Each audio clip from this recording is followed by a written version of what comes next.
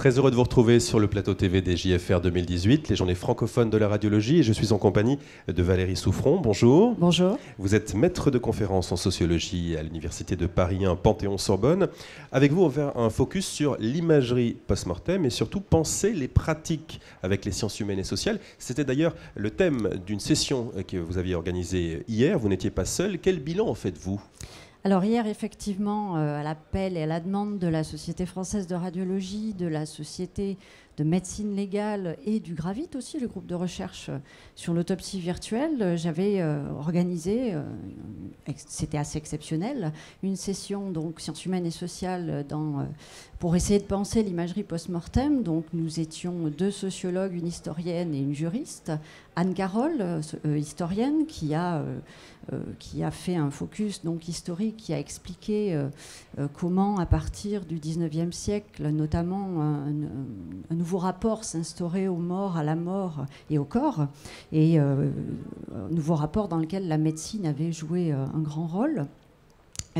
Avec la juriste Emmanuelle Rial-Sebag de Toulouse, on a pensé, avec les lois de bioéthique, la question des données médicales et notamment post-mortem. Que deviennent ces données? Est-ce que les médecins ont le droit de faire ou pas ce qu'ils veulent avec ces données-là?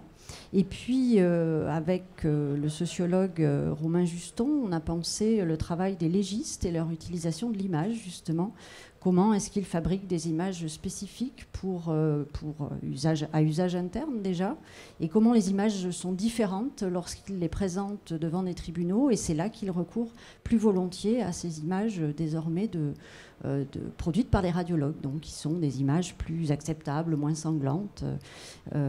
Donc on a pensé ça, et puis moi je suis intervenue sur une dimension un peu plus anthropologique pour voir comment on peut penser l'émergence sur des visages reconstitués sur les écrans des radiologues, qui peuvent être finalement des visages un peu perturbants, enfin on peut les supposer perturbants pour les radiologues, même s'ils ne le disent pas, et potentiellement plus tard, lorsque ces images passeront dans un public plus large, qu'est-ce que ça produira? Voilà, c'était un petit peu nos réflexions sur la session d'hier. Alors, 3 regards croisés. Si on en revient sur votre discipline, la sociologie, quel est l'intérêt au fond de la sociologie pour l'étude de l'imagerie post-mortem? Alors, il faut parler de mon travail du coup. Donc, moi je m'intéresse en fait aux phénomènes techniques émergents dans la mesure où ils ont une interaction avec le rapport que nous avons avec les morts. Et dans ce cadre-là, donc, je me suis intéressée à l'imagerie post-mortem. Alors, ce qui m'intéresse particulièrement, c'est d'essayer de travailler l'émergence donc de cette nouvelle manière de travailler avec ces morts. Donc, j'essaie d'en analyser les conséquences. Dans le domaine du travail, par exemple, qu'est-ce que ça change en termes d'organisation professionnelle? Qu'est-ce que ça change sur le plan sociétal aussi, sur le plan anthropologique? Donc c'est un petit peu mon questionnement général. Voilà un petit peu pour être très large ce qui m'interpelle là autour de l'imagerie post-mortem.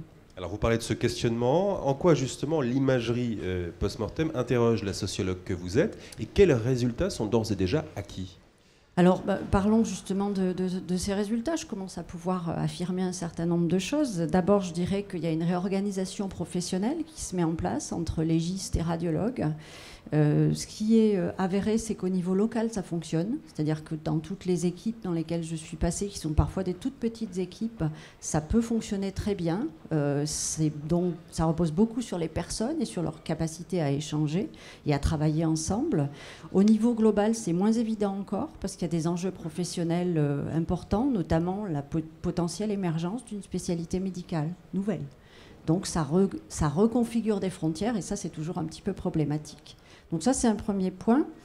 J'en verrai un autre, c'est que je dirais qu'on est face à un paradigme nouveau, ou en gestation avancée, on va dire, puisqu'on voit des scientifiques échanger, il y a des savoirs qui sont en train de se constituer, il y a de nouveaux protocoles qui sont en train de se mettre en place, il y a des recherches autour de la technique.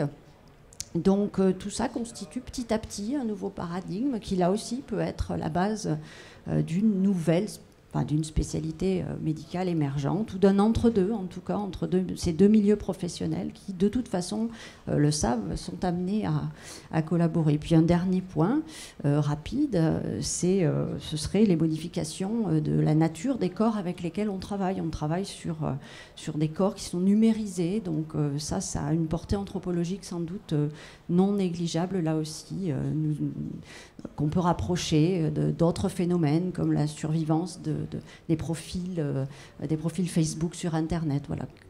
Qu'allons-nous faire avec ces morts plus tard? Ça, c'est une véritable interrogation. Et l'imagerie post-mortem, je pense, est un sujet fort intéressant pour la sociologie. Merci en tout cas de nous avoir éclairé sur ce sujet en moins de 6 minutes. Excellente JFR à vous. Merci beaucoup. Et à très bientôt sur le plateau TV des JFR 2018.